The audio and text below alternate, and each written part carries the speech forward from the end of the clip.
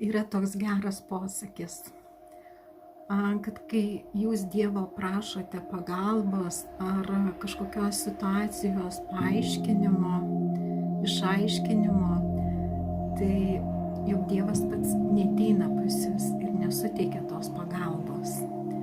Paprastai Dievas visą tai atsiunčia per kitus žmonės.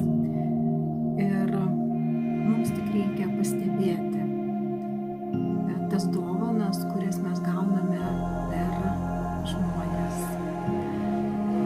Ir norėčiau dar paminėti, kad jeigu jūs norite kažkam ar savo, ar kažkam padovanoti kristalų, garso ar reiki terapiją, bet kaina jums yra nepriimtina, per didelė, jūs visada galite